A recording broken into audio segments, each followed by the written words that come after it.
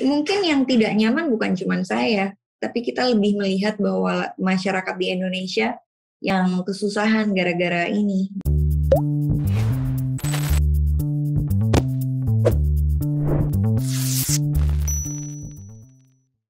Jadi awalnya ceritanya itu ada beberapa oknum yang chat ke WhatsApp aku, terus habis itu dia menyebutkan nama orang yang aku nggak kenal, terus abis itu dia nagih bahwa oh tolong supaya orang disampaikan ke orang itu supaya membayarkan tagihannya karena sudah telat bayar. Aku pikir itu chat nyasar, jadi aku cuekin aja. Terus sorenya lagi ada lagi seperti itu, aku juga cuekin aja. Nah itu berlangsung berhari-hari, terus akhirnya aku memutuskan untuk ngebales. Aku bilang siapa ya Mbak yang utang, aku bilang gitu kan. Teman ibu katanya gitu, nomor ibu dijadikan jaminan katanya gitu, tolong sampaikan. Oke, boleh saya tahu namanya siapa, nomor KTP-nya yang mana, ada fotonya apa enggak, lalu boleh nggak saya tahu fotonya seperti apa, coba tolong kirim ke saya. Dan akhirnya si oknum ini memberikan data yang saya minta.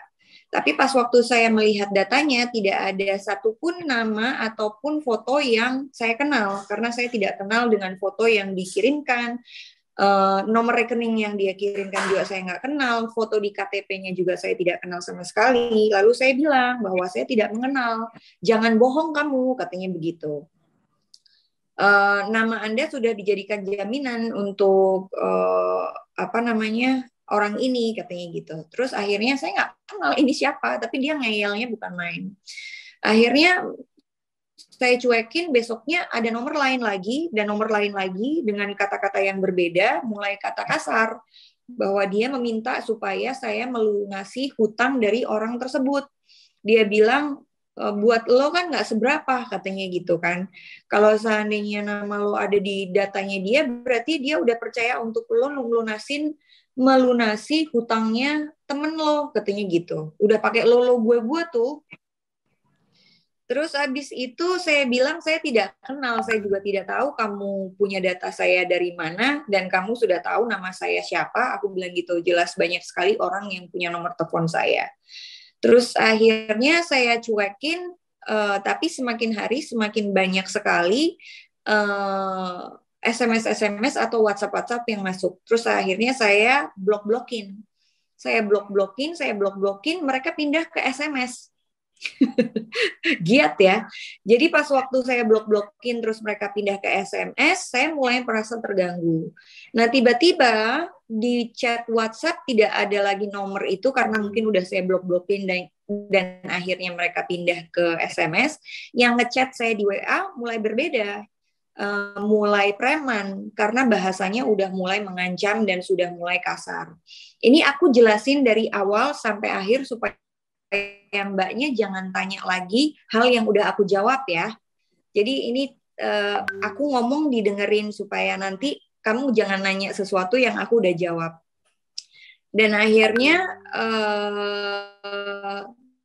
setelah itu ada beberapa oknum lagi yang baru, yaitu yang kelihatan dari profil picture preman-preman seperti itu, tidak membayarkan hutang dari si nama yang dia tagih ini, keluarga saya diancam. Jadi kalau lu nggak bayar, keluarga lu tanggungannya. Gue bisa datang ke rumah lo dan gue habisin semua keluarga lo, yang kayak begitu. Dan saya merasa saya sudah tidak nyaman dengan ancaman-ancaman beberapa preman ini gitu kan. Akhirnya saya telepon teman saya yang polisi dan akhirnya teman saya yang polisi bilang, nah blok-blokin aja. Terus saya tanya apa ada undang-undangnya supaya bisa dilaporin. Ada kok, bilang gitu.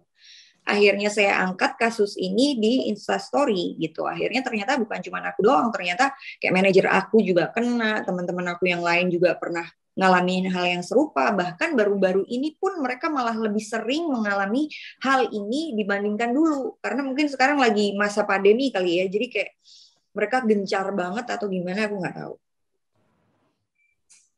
Tapi Mbak ngalamin ini kayak sempat mikir gak sih Mbak, ini sebenarnya kelakuan siapa gitu? ada Iya, yang iya. suka sama Mbak gitu.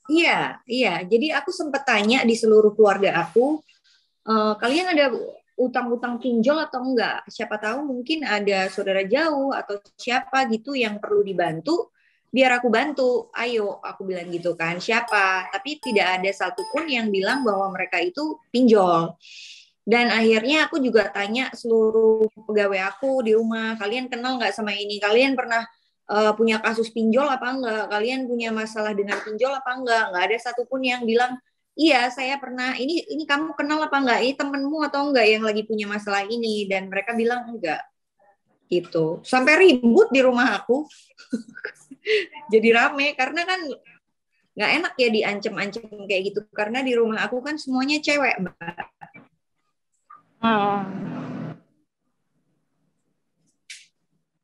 Aku kan nggak pernah berurusan sama pinjol ya. Jadi aku nggak ngerti soal peraturan dan hukum perpinjolan itu seperti apa gitu. Jadi aku nggak ngerti karena aku nggak pernah ada urusan sama pinjol-pinjolan gitu. Jadi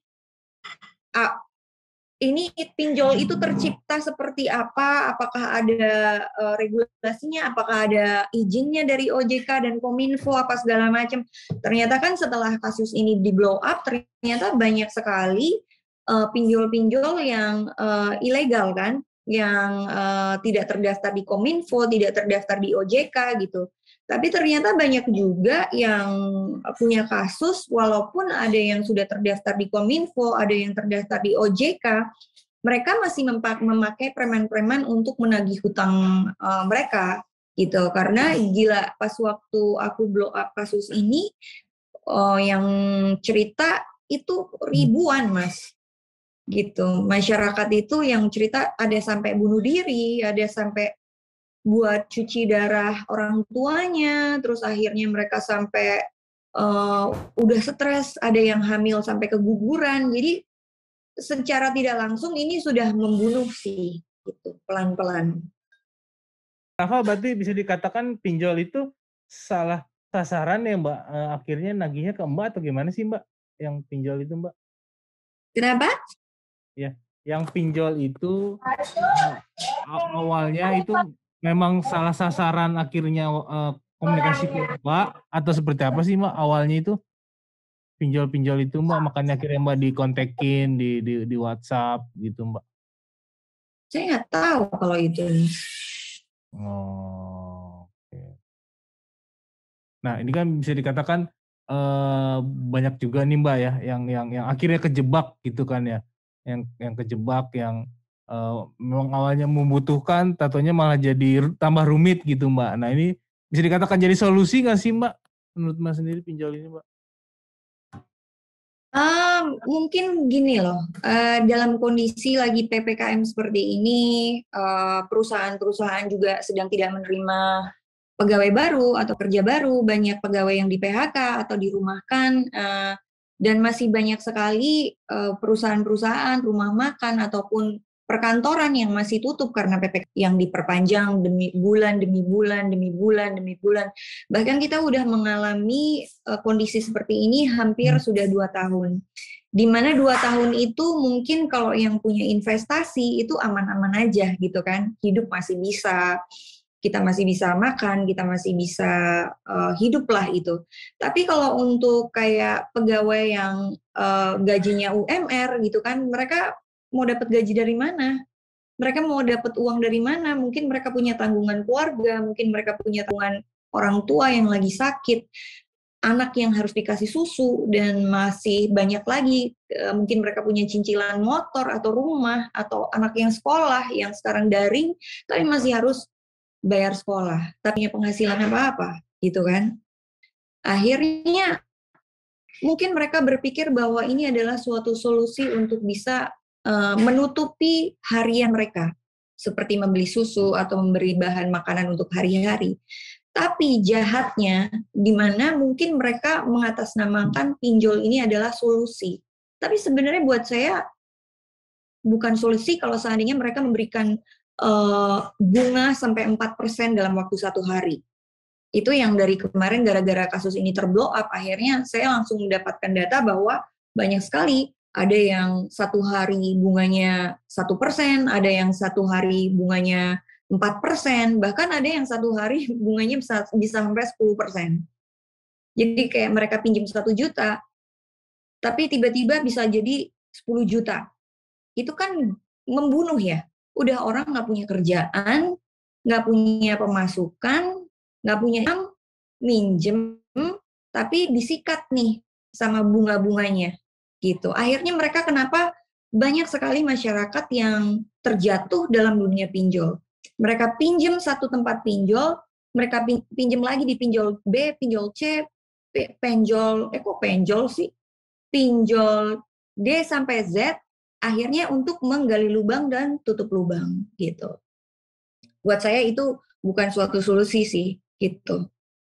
Mbak, yang pinjolnya itu mungkin saya tadi agak telat sedikit sih Mbak. Jadi memang itu ke Mbak sendiri menjadi meresahkan nggak sih? Karena kan posisinya ini salah sasaran gitu ya Mbak, kan tiba-tiba Mbak di komunikasi sama orang pihak pinjol, bener nggak sih Mbak atau gimana Mbak mungkin?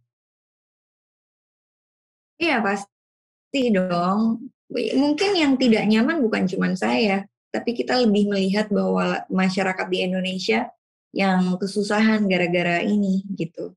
Jadi pastilah dirugikan, dibuat repot, udah pasti. Untuk harapannya gimana Mbak? Maksudnya untuk soal Mbak di teror ini Oke, gitu. Mbak 5 maunya menit gimana? lagi ya, 5 menit Ya, lagi ya. siap. Harapannya dengan menjadi viralnya berita ini supaya kita bisa membantu banyak masyarakat Indonesia yang sedang terjerat pinjol, supaya pemerintah bisa mengambil tindakan untuk pinjol-pinjol yang tidak terdaftar di OJK ataupun Kominfo, supaya juga bisa menutup banyak pinjol yang tidak terdaftar dan menindaklanjuti juga pinjol-pinjol yang mengancam dengan membunuh lah atau mengancam dengan ancaman yang menyebar data dan yang lain-lain gitu. Saya harap seperti itu. Dan kedepannya juga supaya pemerintah menyalurkan bantuan lah untuk masyarakat Indonesia gitu. Supaya ada jalan keluar bagaimana supaya masyarakat ini tidak melakukan pinjol. Sebenarnya kan ada pembantuan dari pemerintah tuh yang apa namanya? PBU apa namanya? Bantuan aku lupa tunai gitu ya? Pokoknya ada setiap PST ya? Iya, pokoknya ada bantuan dari ya. Cuman kan itu memang informasinya itu nggak menyeluruh ya. Saya juga nggak tahu kenapa gitu. Tapi banyak sekali masyarakat yang tidak tahu bahwa ada bantuan dari pemerintah yang setiap bulannya tuh ditransfer sama pemerintah 1,7 sampai 2 jutaan gitu loh buat masyarakat. Nah, mungkin itu kayak harus diberitahukan ke masyarakat bahwa ini loh ada bantuan dari pemerintah gitu.